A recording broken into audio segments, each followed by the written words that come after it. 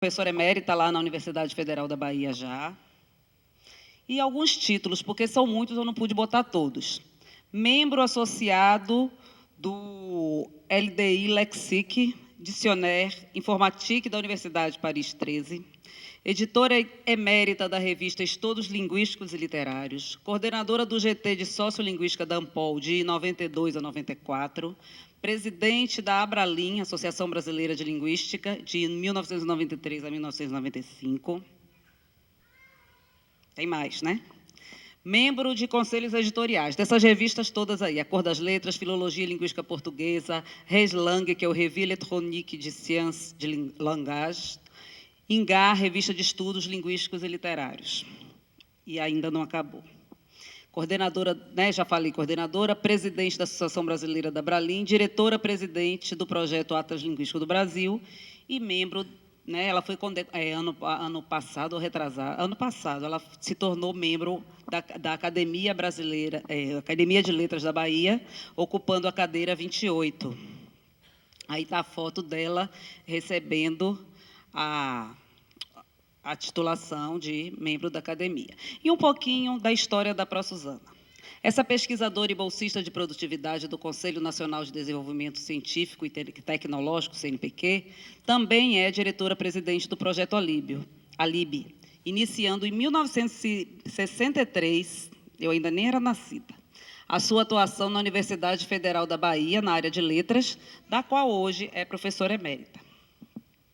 O projeto Alibe, né, o projeto Atlas Linguístico do Brasil, é um empreendimento de grande amplitude, de caráter nacional e desenvolvimento, e tem a meta de realizar o Atlas Geral do Brasil no que diz respeito à língua portuguesa.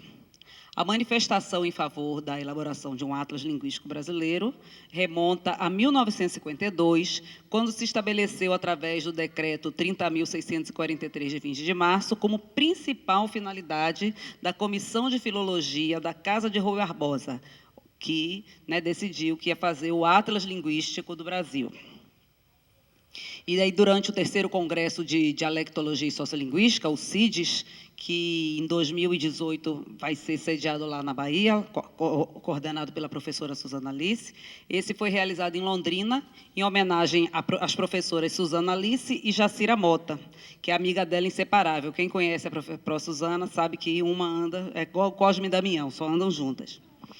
Em outubro de 2014, né, elas foram homenageadas lá, e foi o lançamento dos 2 primeiros volumes do Atlas Linguístico do Brasil, que, por sinal, está vendo aqui, né, professor? O volume 1 é o de introdução, e o 2 apresenta 159 cartas linguísticas com dados de 25 capitais do Brasil. Para quem é da área, é um material maravilhoso. Como primeira orientadora do PIBIC do Instituto de Letras da UFBA, foi pioneira na implantação do Programa de Formação de Jovens Pesquisadores. Vem orientando alunos de graduação e de pós ao longo de toda essa vida, e quem não é aluno, ela também orienta. Eu nunca tive a sorte de ser aluna da professora Suzana Alice, mas ela sempre me acolheu, e tudo que a gente precisa, ela está sempre disponível a ajudar a gente. Coordenou o projeto CAPES COFECUB de 2009 a 2012, fomentando a participação de pesquisadores brasileiros para a formação na França, tanto de doutorado quanto de pós-doutorado. Enfim, nossa homenageada destaca-se entre os grandes nomes da dialectologia no Brasil, com larga experiência na área de variação da língua portuguesa. Está entre os fundadores da Abralim, tendo participado de sua direção e organizado o 1º Congresso Internacional da Abralim. Juntamente com Nelson Rossi, também foi professor nosso lá, né, na Bahia, e Jacira, Pró-Jacira, sua parceira inseparável, aqueles 3 pontinhos ali que eu esqueci o sobrenome dela, fiquei de botar e esqueci de botar. Fez parte do grupo de pesquisa que implantou o projeto NURC, que é um outro projeto também lá da UFBA, e que tem parceria com outros lugares do Brasil, projeto de estudo da norma linguística urbana culta no Brasil, que iniciou em 1969. Em geolinguística, participou também com a Pró-Jacira, botei Jaciara, né? Da realização e publicação do Atlas Linguístico de Sergipe, em 1987. Aí está a amiga dela inseparável, aí uma Cosme e a outra é Damião, que só andam juntas. Aí é a foto do Atlas Linguístico, se quiserem ver ao vivo, tem lá fora para vender. Produções nem dá para falar, mais de 200 artigos, capítulos de livro, mais de 30 livros organizados, mais de 200 trabalhos apresentados em eventos científicos, e aí está a pró-Suzana Alice Marcelino Cardoso, que eu não podia deixar, né, de vir bater palma quando eu vi que ganhou, homenageado, de linguística, a professora Suzane, de filologia, o professor Patrício, tudo da Bahia. Eu falei, pô, Bahia esse ano, vou falar como falam os baianos, a Bahia brocou. Porque, né, aí eu falei, eu tenho que ir, nem que seja para bater palma para vocês, eu tenho que ir lá. E estou aqui muito feliz, tanto pela Pró-Suzane, que eu estou representando no momento, quanto pelo colega Patrício, que também é um grande pesquisador e que, pelo menos na Bahia, eu não posso dizer pelo Brasil, porque eu não conheço todo o Brasil, mas na Bahia ninguém se destacou mais esse ano em filologia do que o professor Patrício, porque ele faz um trabalho belíssimo na Universidade Estadual de Feira de Santana. Quando forem na Bahia, dê um pulinho lá, fica a 100 quilômetros de Salvador. Então, nesse momento, nós vamos começar a cerimônia de condecoração e o professor Patrício poderá ter a palavra para falar, apresentando-se academicamente para os colegas que estão aqui presentes. Bom, boa noite a todos. Inicialmente, eu quero agradecer aos organizadores do evento, ao professor José Pereira, que é uma pessoa que se dedica à organização do Cifefio e de outros eventos itinerantes que acontecem em outras universidades e que idealizou essa premiação. Eu estou lisonjeado com essa premiação. Para mim, é uma surpresa, de fato, porque aqui eu vi hoje pessoas sendo homenageadas com uma trajetória de vida acadêmica longa. Eu sou um jovem pesquisador, um jovem professor, tenho 16 anos apenas de docência na Universidade Estadual de Feira de Santana. Estou em início de carreira, né? Principalmente agora que a aposentadoria vai chegar vai ser um pouco mais demorada, né? Eu ainda tenho uma grande caminhada na universidade até a minha aposentadoria. E eu espero que seja uma caminhada onde eu possa ter amigos, cultivar mais amigos e formar também novos pesquisadores, novos professores. Eu me orgulho muito de trabalhar no curso de licenciatura, de formar professores. Eu também atuo no Profiletras, também atuo no mestrado acadêmico. E vou falar um pouco da minha pesquisa aqui, porque a professora Celina disse algumas coisas, né, do meu trabalho lá na Bahia, na Universidade Estadual de Feira de Santana. A minha formação é em filologia. A minha formação se deu na UFBA, na Universidade Federal da Bahia, onde eu tive grandes mestres, herdeiros já de uma tradição filológica que a Bahia, a Universidade Federal, trilhou ao longo dos anos. Fui orientando a professora Célia Marques Teles, que também já foi homenageada com essa medalha. Então, a Bahia tem sido um celeiro de formação de novos pesquisadores. Eu também já estou aqui na condição de pesquisador formado por pessoas que tiveram um trabalho, como a professora... os professores aqui se apresentaram, sendo homenageados professores aqui da casa. Então, sou herdeiro também de um legado. Então, com os meus professores da Universidade Federal da Bahia, onde eu fiz mestrado, doutorado, eu também aprendi um senso de ética, de responsabilidade com a pesquisa, e tenho me comprometido com isso. A minha pesquisa, assim como outras pesquisas na UFBA, tem procurado inovar o campo da filologia. Nós estamos discutindo há alguns anos na UFBA a inserção da filologia no universo digital. Nós hoje já discutimos a possibilidade de existir uma filologia digital, uma filologia que discute e que se insere nas humanidades digitais. A cultura escrita mudou, os textos circulam em vários meios e a filologia precisa acompanhar isso. Então, na minha tese de doutorado, eu desenvolvi uma metodologia de edição digital, que eu vou apresentar um pouco aqui para vocês, a pedido do professor José Pereira. Vou falar um pouco da minha pesquisa, preparei alguns slides, eu não sei se agora ou depois. Então, eu quero, nesse momento, apenas agradecer, me sinto honrado por estar aqui, recebendo essa premiação. Espero fazer jus a essa menção honrosa. Obrigado.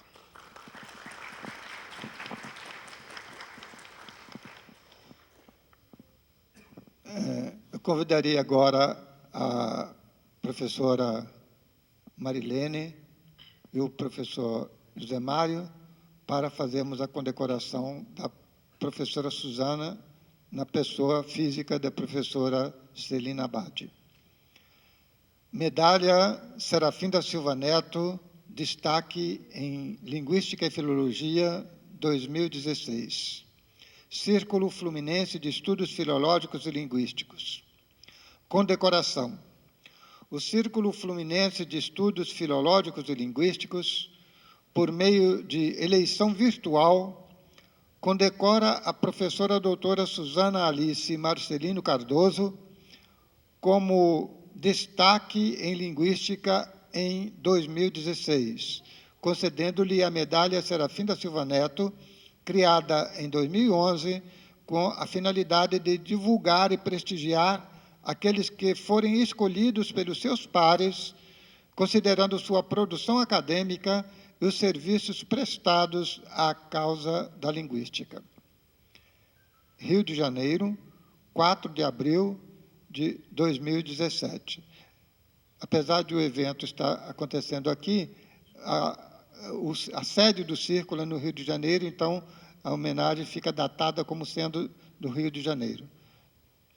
Então, a professora Marilene vai entregar o diploma de condecoração à professora Celina e o professor José Mário vai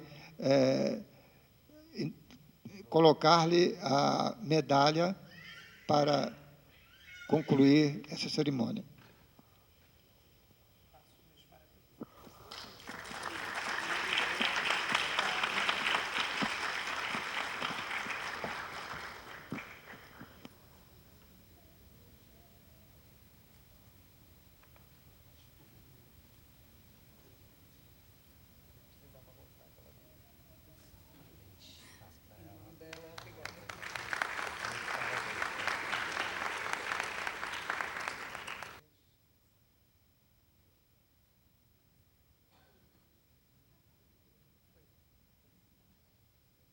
Vamos à condecoração do professor Patrício Nunes Barreiro e convido a professora Liliane Barreiros para colaborar na sessão de condecoração do professor Patrício.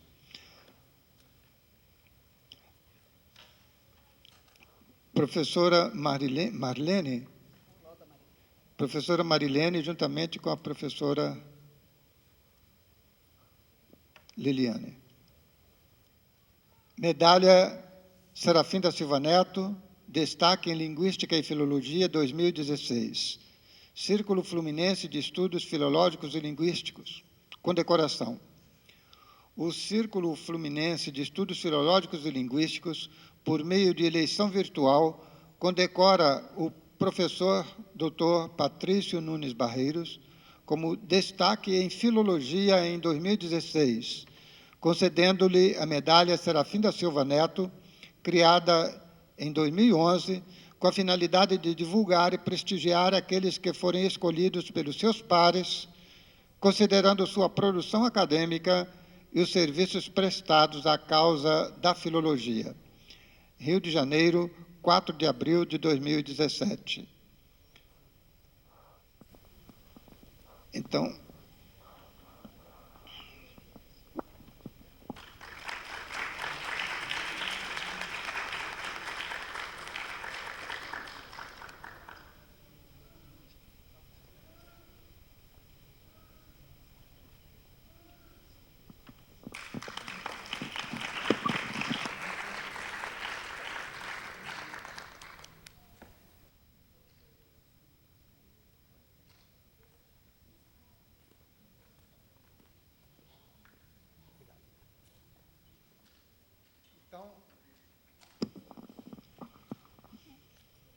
para encerrar essa sessão, vamos ouvir, então, a fala do professor Patrício, que vai nos dar uma lição de edição digital, mostrando-nos novos caminhos e perspectivas da crítica textual.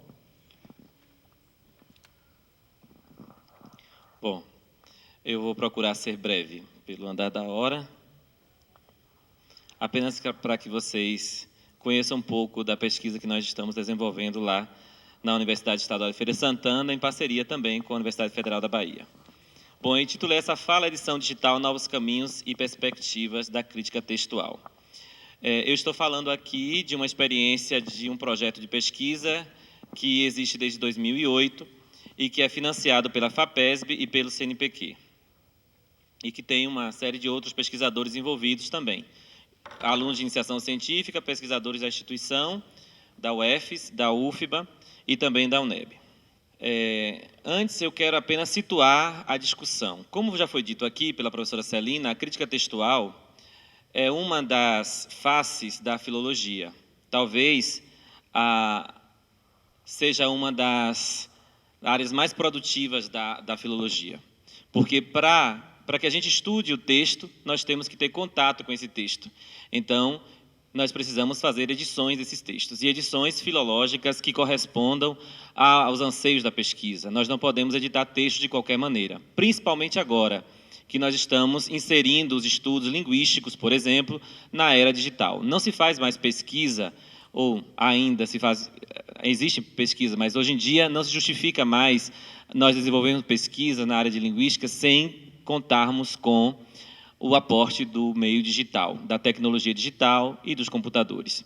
Então, à medida que a linguística, que já existem áreas específicas da linguística, né, como a linguística computacional, lida com corpos, com corpora, nós precisamos ter textos editados criteriosamente para alimentar esses corpora, para que o estudo linguístico seja efetivo e a gente não cometa erros. Então, hoje em dia, a própria linguística computacional, pessoas que trabalham com grandes número de dados, né, com volume de amostras linguísticas muito grande, já tem sentido a necessidade de ter um filólogo na sua equipe que desenvolva critérios para que esses textos sejam editados e depois inseridos nessas plataformas. Na Unicamp, por exemplo, eles não têm a cadeira de filologia, já sentem essa necessidade. Eu faço parte, por exemplo, de um projeto de pesquisa que estuda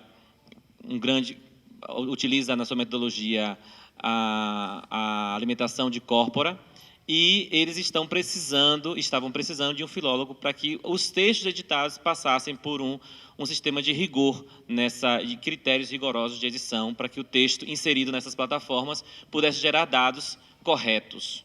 Porque, imagine, você colocar um texto numa base de dados e fazer busca automática, e você, às vezes, fazer uma tese com base em dados equivocados, de transcrições equivocadas. Isso tem acontecido muito. Essa febre do meio digital, da tecnologia digital, contagiou muita gente, e as pessoas se esqueceram de que a transcrição do texto, que a edição do texto precisa passar pelo crivo do filólogo.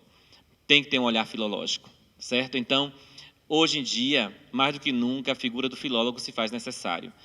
As tecnologias digitais exigem de nós um olhar filológico. Não precisa ser um filólogo de formação, mas precisa ter um olhar filológico para essa questão da inserção de dados.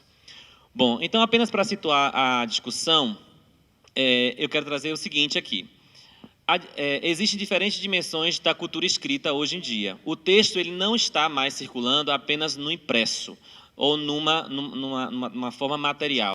Hoje nós já falamos de uma cultura escrita digital. A cultura escrita ela avançou para o meio digital, ela circula na rede, né? Os textos estão por aí.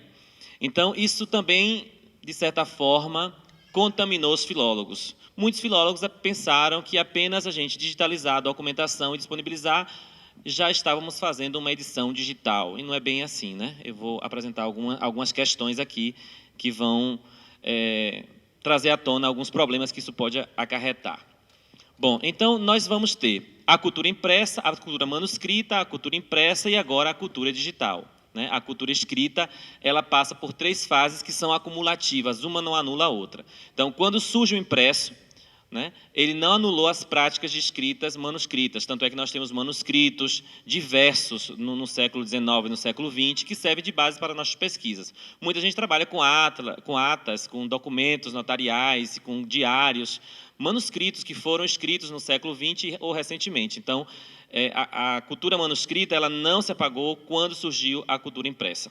Assim como a cultura digital, né, não apagou também a prática, não acabou com a prática de manuscrita, de escrever o manuscrito ou de publicar textos impressos. Elas são acumulativas. Durante algum tempo, havia aquela ideia apocalíptica de que o texto impresso deixaria de existir. Nós teríamos somente os e-books, não teríamos mais o texto impresso. Essa visão apocalíptica já passou. Nós sabemos que a cultura impressa, a cultura digital, elas vão conviver juntas, né, pacificamente.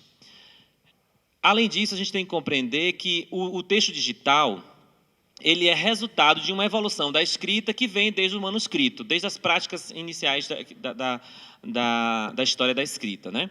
Por exemplo, quando a gente olha para a tela aqui do computador, que isso aqui é a reprodução da tela do computador, o nosso olhar vai direto para o canto ali, onde tem situando a discussão. Essa é uma lógica de leitura que foi desenvolvida a partir da tecnologia do texto material, da página do livro. Então, toda a tecnologia da escrita, ela foi construída a partir de uma cultura escrita impressa ou manuscrita e que foi transferida para o meio digital. Algumas pessoas também pensam que o hipertexto é uma coisa nova, não é. Nas edições críticas, uma edição crítica impressa é um texto hipertextual. A Bíblia, por exemplo, é um grande hipertexto, né? A Bíblia impressa. Então, o que aconteceu com o meio digital foi otimizar o uso do hipertexto, né? Ele é mais dinâmico, ele é mais fluido, ele passa de uma linguagem para outra. Na tela do computador, nós temos a junção de várias mídias ali circulando. Nós temos som, movimento, né? Tudo no mesmo espaço. Então, é essa a novidade que a tecnologia digital traz para nós, em termos de escrita, mas não o hipertexto. Então, tem algumas problemáticas que é preciso que a gente pense para que a gente entenda a necessidade de pensar filologicamente no meio digital, certo? Então, o digital é o resultado de uma evolução da escrita, como esse gráfico aqui representa. Tá? Então, nós temos novas práticas sociais da escrita e da leitura. Hoje, nós temos modos diferentes de ler. Hoje nós temos práticas diferentes de escritas, de modos de comunicação. Nós estamos gerando textos, nós estamos transferindo textos que foram pensados para o meio impresso, em forma de manuscrito, por exemplo, ou impresso, e que são colocados no meio digital, às vezes sem critério. E aí é que nós precisamos pensar filologicamente, tá? Então, independente da técnica utilizada em sua produção, cada texto é um construto linguístico, mas, sobretudo, um evento cultural e histórico com identidade própria. Essa é uma ideia também que está lá em Chartier. Ele vai dizer que todo texto tem uma história própria. Uma história que envolve a sua prática de produção, de circulação, de consumo. Chartier vai falar, por exemplo, que um texto impresso não é o resultado apenas de um sujeito. A ideia de autoria que nós temos, que às vezes nós pensamos que o autor intelectual do texto é o único autor do texto, e não é bem assim. O texto, quando ele está impresso, por exemplo, os textos que eu trabalho são textos produzidos em tipografias manuais. Então, o Eulália Motta datilografava, corrigia, datilografava de novo, mandava para o tipógrafo, que fazia a composição tipográfica, que tem toda uma arte tipográfica. Esse texto passava por uma nova configuração. E depois era impresso. Quando chegava nas mãos de Eulália Motta, muitas vezes ele detectava erros ou alterações que não agradavam.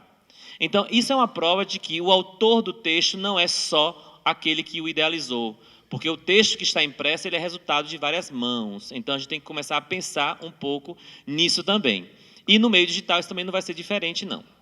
Essas citações estão no meu livro, no livro que eu publiquei com a minha tese, o resultado da minha tese de doutorado. Então, os suportes e as tecnologias de produção e difusão da escrita têm seus próprios códigos. E em cada tempo e lugar, a escrita teve diferentes significados, relacionados a práticas sociais específicas. Nesse sentido, pode-se dizer que em todo texto operam 3 códigos simultaneamente: o linguístico, o bibliográfico e o contextual. Ou seja, durante muito tempo a filologia se preocupou apenas com o código linguístico. Às vezes a gente pega um documento do século XIX, faz uma transcrição desse texto, semidiplomática, qualquer que seja, com foco apenas no código linguístico. Mas aquele documento, ele tem uma caligrafia específica, ele tem um desenho, vamos dizer assim, um layout, que também é uma linguagem, que também transmite significados. E quando você passa para por exemplo, digitando no editor de Word, por exemplo, que é onde nós fazemos as nossas edições, as nossas transcrições, nós apagamos tudo isso. E muitas vezes alguns filólogos esquecem de contextualizar, de apresentar como esse texto foi pensado pelo seu autor intelectual e para aquela época. Ou seja, nós estamos apagando determinadas informações do texto, que são os códigos bibliográficos, que são as técnicas utilizadas para que aquele texto chegue até o leitor, seja ela manuscrita ou impressa.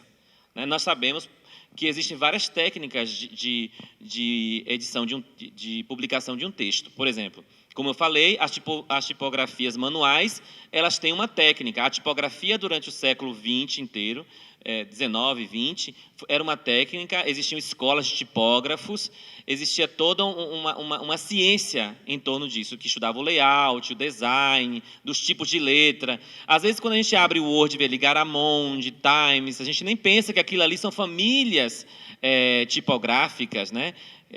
Desenhos que foram desenvolvidos de layout de tipos de letras que foram desenvolvidos ao longo da história. Nós acabamos apagando essa história, né? E também os contextuais. O texto ele foi pensado para um grupo social, numa determinada época. Cabe ao filólogo fazer as suas considerações a respeito disso. Mas, muitas vezes, isso não é visualizado pelo leitor. Por mais que na introdução de uma edição você apresente o texto, o leitor vai ler um texto muito diferente daquilo que foi pensado para os leitores daquele tempo. Então, como preservar esses códigos numa edição? É a primeira pergunta que eu me fiz lá atrás, quando eu comecei a pensar em edições digitais. Os textos não são apenas códigos alfanuméricos, inscritos em superfícies capazes de conservar seus significados inalterados, independente das circunstâncias materiais a que eles estão sujeitos. Ao mudar os códigos bibliográficos e linguísticos, os sentidos dos textos são naturalmente alterados. Além disso, toda edição de um texto reconfigura seu contexto de produção, circulação e apropriação. Você produz para novos leitores, você traz para outro contexto. Eu trouxe aqui um desenho, uma imagem, não sei se ficou muito legal, mas, assim, por exemplo, aqui é um texto do Eulálio Mota e do Jorge Amado. Eulálio Mota e Jorge Amado foram amigos, então publicaram muita coisa juntos. E aqui é um texto que foi 2 poemas, 2 epigramas que foram publicados na revista A Luva, na década de 20. Eulálio escreveu uma parte, né? Eulálio escreveu a Uma Feia e o Jorge Amado a Uma Bonita. Sim, Jorge Amado também foi poeta. Quer dizer, a historiografia literária não dá muito conta disso, porque quem vai revelar isso são os acervos de escritores como o Eulálio Mota, por exemplo. Né? Então, tem muitas, por exemplo, no acervo de Eulálio Mota nós temos uma infinidade de cartas trocadas entre ele e Jorge Amado, que naturalmente contribuirão para conhecer mais Jorge Amado. Então, os acervos literários é uma outra questão que eu vou tocar daqui a pouco. Então, aqui tem um exemplo de uma edição semidiplomática tradicional que a gente faz. Ou seja, nós tiramos toda uma linguagem própria do documento. Ou seja, nós não temos mais até mesmo a borda do texto, ela traz sentidos que podem ser apagados numa edição.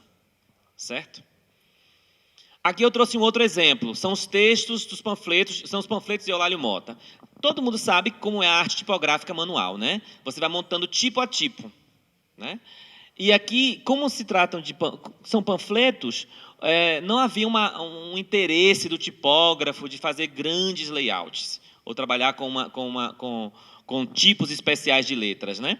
Então, acabava o tipo, ele pegava um outro qualquer, aleatoriamente. Porque o panfleto é uma literatura efêmera, ele não é para ser guardado. Você publica um panfleto e depois você rasga e joga fora. Né? Então, assim, a gente pode observar várias questões aqui que estão implicadas nesses textos. Por exemplo, você nota aqui que o tipo acabou e ele utiliza um outro tipo, né, de letra. Né? Isso acontece muito, né? Substituições e coisa do tipo. São pequenas informações que dizem respeito à história do texto, como o Chartier fala, né? Quer dizer, cada texto tem sua história e precisa ser preservada. E esses elementos são coisas que podem interessar, pode não interessar a um linguista, a alguém que estuda o léxico, mas pode interessar a outros pesquisadores. E o filólogo tem que pensar de modo global, né? Não pode ficar pensando apenas numa